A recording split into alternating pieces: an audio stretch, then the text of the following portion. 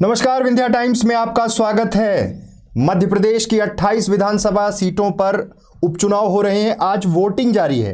Voting में अब तक का जो स्टेटस है वो बहुत बढ़िया है, क्योंकि तमाम कोरोना के बीच जिस तरह से मध्य प्रदेश की 28 विधानसभा सीटों में जो चुनाव हो रहे हैं, जो मतदान जारी है, उसमें जनता ने जिस तरह से बढ़ चढ़कर हिस्सा लिया है, उससे लोकतंत्र में एक जो बात बार बार जिक्र होता है कि एक भागीदारी, जनता की भागीदारी, अब तक 49% वोटिंग हो चुकी है। मध्य प्रदेश में हो रहे उपचुनाव में 28 सीटों पर ये उपचुनाव के लिए वोटिंग चल रही है। अभी तक जो आंकड़ा है हमारे पास, उसके हिसाब से देखा जाए तो आगर में 70% वोटिंग हो चुकी है। बहुत जबरदस्त रुझान लोगों में।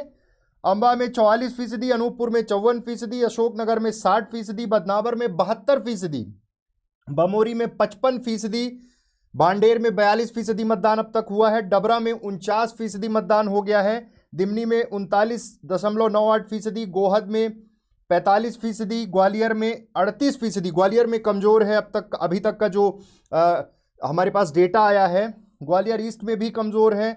हाट पिपलिया में 63.64%, जौरा में 55%, करेरा में 50.40%, बड़ा मलहरा में 60% मतदान अब तक किया गया है। धीरे धीरे चीज़ें बढ़ रही हैं, टाइमिंग भी बढ़ाया गया है।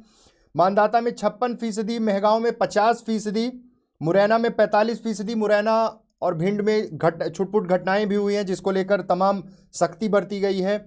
मुंगावली में 46%, नेपानगर में 47%, पोहरी में 52%, सांची में 40%, सांवेर में 48%, सुमावली में 34%, सुर्खी में 46% और सुवासरा में 70% अब तक मतदान हुआ है। कुल मिलाकर आगर की बात की जाए, बदनावर और सुवासरा, यहाँ पर पब्लिक का जो रुझान है, जिस तरह से वोटिंग हो रही है, वो बहुत जागरूकता वाली बात है कि बहुत लोग बढ़ चढ़कर हिस्सा ले रहे हैं। कोरोना के कारण समय जो है वोटिंग का 1 घंटे बढ़ाया गया है, क्योंकि कहीं ना कहीं वो तमाम चीज़ें भी देखनी जरूरी है। प्रशासन अपने स्तर पर तमाम तैयारियां कर रखी है। प्रशासन ने किसी भी तरह से सोशल डिस्टेंसिंग का उल्लंघन ना हो। हालांकि नेताओं ने सभाओं में जमकर सोशल डिस्टेंसिंग की खिल्ली उड़ाई, उल्लंघन किया साफ तौर पर जब चुनावी सभाएं चल रही थी। लेकिन प्रशासन ने यहाँ वोटिंग जब बूथ पर लोग पहुंच रहे हैं, वहां पर सैनिटाइज करने की व्यवस्था के साथ साथ तमाम चीज़ें व्यवस्थित की है।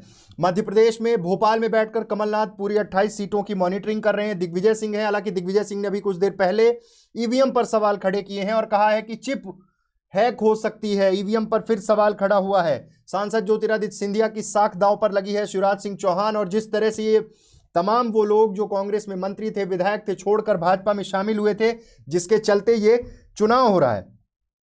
छुटपुट घटनाओं का जिक्र हुआ है। तमाम सावेर में हंगामा हुआ है। भाजपा और कांग्रेस के समर्थक आमने सामने हुए थे। कांग्रेस जिला अध्यक्ष सदाशिव यादव को बूथ एजेंट बनाने का विरोध किया था। प्रत्याशी तुलसी सिलावट भाजपा के, वो भी पहुंच गए थे।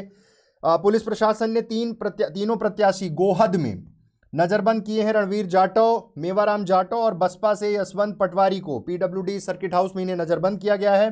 कांग्रेस प्रत्याशी हेमंत कटारे के भाई योगेश को मेहगांव पुलिस ने हिरासत में लिया है, बाहरी व्यक्ति होने के कारण।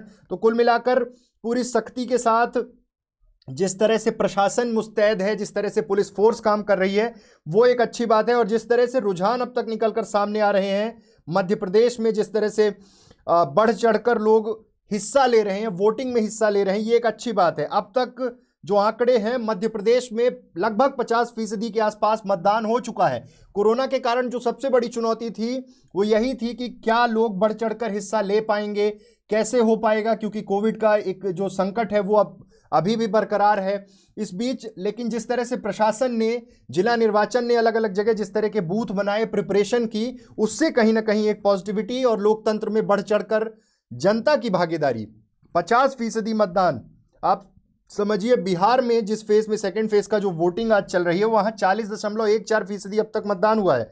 मध्य प्रदेश के बाई इलेक्शन में इसके क्या मायने होंगे? 49%, 50% के करीब अब तक मतदान हो चुका है। अभी समय बचा हुआ है, मतलब लोग बढ़ चढ़कर हिस्सा ले रहे हैं। कांग्रेस के लिए 28 की 28 सीटें बेहद जरूरी हैं। बीजेपी को महज 8 से 9 सीटें जीतकर सरकार को सुरक्षित करना है। लेकिन कांटे की टक्कर, अब देखना होगा कि क्या परिणाम आते हैं अगली 10 तारीख को जब ये रिजल्ट आएंगे।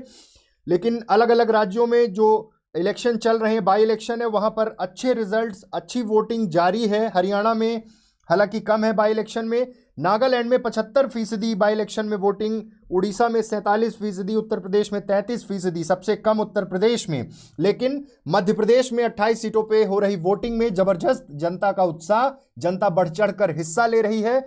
और ज्यादा वोटिंग के क्या मायने होंगे ये राजनीतिक समीकरण बताएंगे, लेकिन फिलहाल सबको इंतजार है 10 तारीख का कि 10 तारीख को क्या होगा। क्या शिवराज सिंह चौहान की सरकार स्थिर हो जाएगी या फिर कुछ और बड़े घटनाक्रम होने मध्य प्रदेश में बाकी हैं।